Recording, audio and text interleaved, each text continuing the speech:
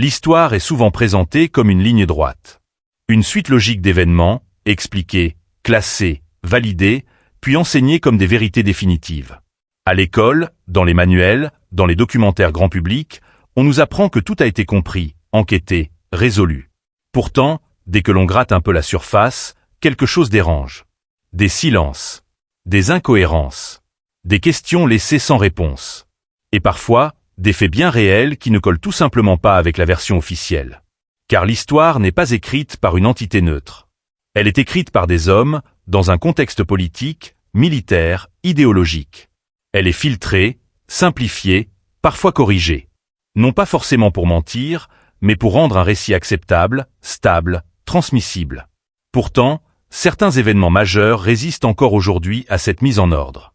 Des événements étudiés, documentés, analysés par des historiens sérieux, mais dont les conclusions officielles laissent derrière elles un étrange goût d'inachevé.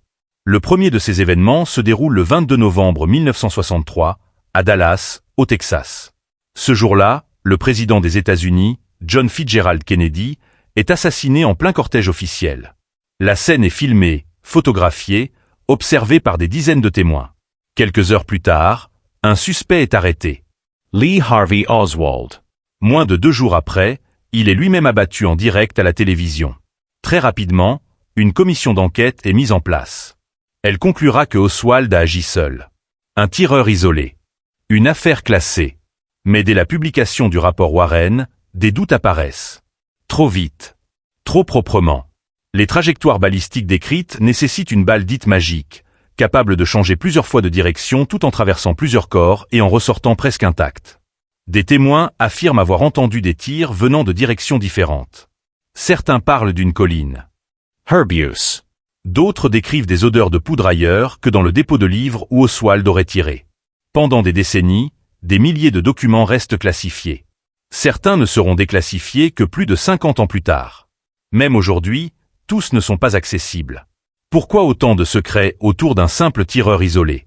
Pourquoi autant de zones floues dans une affaire censée être résolue? La version officielle existe. Elle est enseignée. Mais les faits documentés montrent une réalité bien plus complexe, fragmentée et troublante. Un demi-siècle plus tôt, un autre événement marque profondément l'imaginaire collectif. Le 15 avril 1912, le Titanic sombre dans l'Atlantique Nord après avoir heurté un iceberg. Plus de 1500 personnes périssent. La version officielle est simple, un excès de confiance, une vitesse trop élevée, un obstacle invisible dans la nuit. Fin de l'histoire. Pourtant, là encore, certains éléments dérangent. Des messages d'alerte avaient été envoyés par d'autres navires signalant la présence de glace. Ils n'ont pas tous été transmis jusqu'à la passerelle. Le navire ne disposait pas de suffisamment de canaux de sauvetage, non par manque de place, mais par souci d'esthétique et de réglementation obsolète. Mais plus troublant encore, certains chercheurs ont soulevé l'hypothèse d'une fragilisation structurelle préalable, due à un incendie dans les soutes, dissimulé avant le départ. D'autres théories, plus controversées, évoquent même une possible substitution de navires pour des raisons d'assurance, entre le Titanic et son jumeau, l'Olympique, endommagé quelques mois plus tôt. Aucune de ces hypothèses ne fait consensus. Mais elle s'appuie sur des documents, des photos, des témoignages techniques. Là encore, l'histoire officielle explique l'essentiel. Mais elle ne répond pas à toutes les questions. Revenons encore plus loin dans le temps. En 1821, sur l'île isolée de Sainte-Hélène, meurt Napoléon Bonaparte. L'ancien empereur est affaibli, malade, surveillé de près par les autorités britanniques. La cause officielle de sa mort est attribuée à un cancer de l'estomac, une maladie déjà présente dans sa famille. Le dossier semble clair. Et pourtant, au XXe siècle, des analyses capillaires réalisées sur des mèches authentifiées de Napoléon révèlent des taux d'arsenic étonnamment élevés. Certains avancent l'hypothèse d'un empoisonnement lent. D'autres parlent d'une contamination environnementale, due aux teintures murales de l'époque. Le débat divise encore les historiens et les scientifiques. Mais une chose est certaine, les données existent. Les analyses sont réelles. Et la certitude absolue affichée par la version officielle se fissure. En 1933, en Allemagne, un incendie ravage le bâtiment du Reichstag. Quelques heures plus tard, un décret suspend les libertés fondamentales. Le régime nazi consolide son pouvoir. La version officielle affirme qu'un militant isolé est responsable. Le procès est expéditif. Les preuves sont fragiles. Les bénéfices politiques sont immédiats. De nombreux historiens estiment aujourd'hui que cet événement a été exploité, voire orchestré, pour justifier un tournant autoritaire majeur. Là encore, il ne s'agit pas d'inventer une autre histoire, mais de constater que la version officielle ne suffit pas à expliquer l'ensemble des faits. Elle simplifie. Elle ferme le débat. Elle stabilise un récit utile à un moment donné. Puis il y a les disparitions. Celle d'Amelia Earhart, en 1937, reste l'une des plus célèbres. Officiellement, son avion se serait abîmé dans l'océan Pacifique. Fin de l'enquête. Pourtant, des messages radio auraient été captés plusieurs jours après sa disparition. Des ossements découverts des décennies plus tard sur une île du Pacifique ont relancé les recherches. Les analyses ADN n'ont jamais été totalement concluantes. Le mystère demeure. Et enfin, il y a les civilisations entières qui disparaissent. Comme les Mayas. La version officielle parle d'un effondrement progressif, causé par des facteurs multiples. Mais certaines cités ont été abandonnées brutalement, presque du jour au lendemain. Les traces archéologiques montrent une rupture nette. Les causes exactes restent inconnues.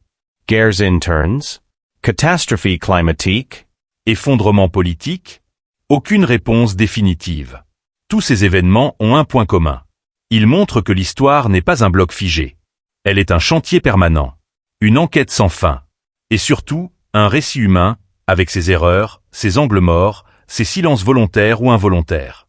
Douter de la version officielle ne signifie pas rejeter l'histoire. Cela signifie la prendre au sérieux. Cela signifie accepter que certaines vérités soient inconfortables, complexes, incomplètes. Et que parfois, ce qui dérange le plus, ce n'est pas ce que l'on ignore, mais ce que l'on a choisi de ne pas regarder. Si ces événements continuent de troubler, ce n'est pas parce qu'ils sont mystérieux par nature, mais parce qu'ils mettent en lumière une réalité rarement admise. L'histoire n'est pas un tribunal qui rend des verdicts définitifs. Elle est une accumulation de récits, de décisions humaines, de documents incomplets et parfois de silences stratégiques. Ce que l'on appelle version officielle n'est souvent qu'une conclusion acceptable à un moment donné, dans un contexte précis, avec les informations jugées publiables.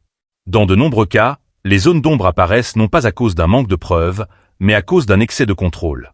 Des archives classifiées trop longtemps. Des témoignages écartés parce qu'ils compliquent le récit. Des conclusions verrouillées pour éviter l'instabilité politique ou sociale. L'assassinat de Kennedy en est un exemple frappant, mais loin d'être isolé. Partout dans le monde, à différentes époques, des événements majeurs ont été figés trop vite dans une version officielle qui n'a jamais réellement fait l'unanimité. L'histoire moderne regorge d'enquêtes rouvertes des décennies plus tard. Non pas parce que de nouvelles théories spectaculaires apparaissent, mais parce que de nouveaux documents deviennent enfin accessibles. Lorsque les archives s'ouvrent, le récit change. Parfois légèrement. Parfois radicalement. Cela ne signifie pas que tout était faux, mais que tout n'a pas été dit. Et souvent, ce qui manquait n'était pas un détail insignifiant, mais une pièce centrale du puzzle. Ce mécanisme est particulièrement visible dans les périodes de crise. Les guerres, les révolutions, les changements de régime produisent des récits officiels conçus pour rassurer, unir ou justifier. Dans ces contextes, la complexité devient un danger. Le doute est perçu comme une menace. Alors on simplifie. On désigne des responsables clairs. On ferme rapidement les dossiers. L'incendie du Reichstag illustre parfaitement cette logique. Un événement chaotique. factuel. Mais la vérité historique n'est pas toujours confortable. Elle est parfois fragmentée, contradictoire, incomplète. Et c'est précisément pour cela qu'elle mérite d'être explorée sans complaisance. Il faut aussi reconnaître que certaines versions officielles ne sont pas nécessairement mensongères, mais inachevées. Elles racontent ce qui peut être prouvé sans remettre en cause des équilibres fragiles. Elles évitent les zones grises. Elles laissent de côté les questions sans réponse. Ce choix n'est pas toujours le fruit d'un complot, mais souvent d'une prudence institutionnelle.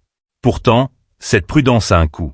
Elle fige des récits qui, avec le temps, deviennent des vérités intouchables. Et lorsque quelqu'un ose poser une question légitime, il est parfois immédiatement catalogué. Le doute devient suspect. La curiosité devient dérangeante.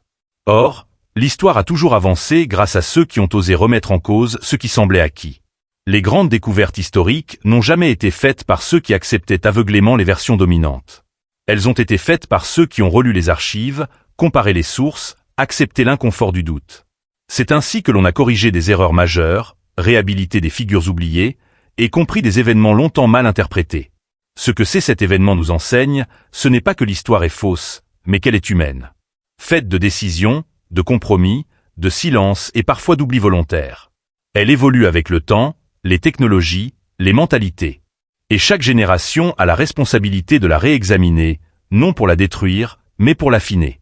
Regarder au-delà de la version officielle, ce n'est pas rejeter le savoir établi. C'est refuser la paresse intellectuelle. C'est accepter que certaines questions restent ouvertes. C'est comprendre que la vérité historique n'est pas toujours un point final, mais souvent une ligne de fuite. Et peut-être que le véritable danger n'est pas que l'histoire contienne des zones d'ombre, mais que nous prétendions qu'elles n'existent pas. Car c'est dans ces zones d'ombre que se cache souvent l'essentiel. Ce qui dérange. Ce qui nuance. Ce qui empêche les récits trop simples. L'histoire n'a pas besoin d'être défendue contre les questions. Elle a besoin d'être protégée contre l'oubli et la simplification. Tant que l'on continuera à poser des questions honnêtes, à examiner les faits documentés, à accepter l'incertitude, elle restera vivante. Et peut-être qu'au fond, le plus grand respect que l'on puisse rendre au passé, ce n'est pas de le répéter tel qu'on nous l'a raconté, mais d'oser le regarder tel qu'il est réellement, complexe, imparfait et profondément humain. Lorsque l'on prend du recul, une évidence s'impose lentement. Ce qui dérange le plus dans ces événements historiques, ce n'est pas l'absence de réponse définitive, mais la manière dont cette absence est souvent dissimulée derrière une façade de certitude. La version officielle n'est pas toujours une réponse, mais parfois une fermeture prématurée. Un point final posé là où il aurait fallu laisser un point d'interrogation. À travers les siècles, les sociétés ont toujours cherché à maîtriser leur récit. Non par perversité systématique, mais par nécessité. Une histoire trop instable fragilise les fondations d'un pouvoir, d'une nation, d'une identité collective. Alors on simplifie. On tranche. On hiérarchise les faits. Et ce qui ne rentre pas dans le cadre est relégué au second plan, parfois oublié, parfois volontairement mis de côté. Mais le temps a une propriété que nul régime, nul gouvernement, nul système ne peut contrôler indéfiniment. Il finit toujours par ouvrir les archives, par user les silences, par faire émerger de nouvelles questions. Ce qui semblait secondaire devient central. Ce qui était considéré comme marginal retrouve une place légitime dans le débat historique. C'est ainsi que l'histoire progresse. Non pas par révélation spectaculaire, mais par accumulation lente, patiente, parfois frustrante. Une note de bas de page devient un chapitre. Un témoignage ignoré devient une clé d'interprétation. Un document classifié modifie l'équilibre d'un récit établi depuis des décennies. Il est tentant de croire que notre époque est plus transparente que les précédentes. Que les tecnologies modernes empaquent les zones d'ombra. Pourtant, l'histoire récente nous montre exactement l'inverse. Plus les moyens de communication sont puissants, plus la maîtrise du récit devient stratégique. Et plus il devient essentiel de distinguer ce qui est prouvé, de ce qui est affirmé, et de ce qui reste inconnu. Remettre en question une version officielle n'est pas un acte de défiançabilité. C'est un acte de maturité intellectuelle. C'est accepter que la réalité dépasse souvent les récits simplifiés que l'on nous propose. C'est comprendre que le doute n'est pas une faiblesse, mais une discipline.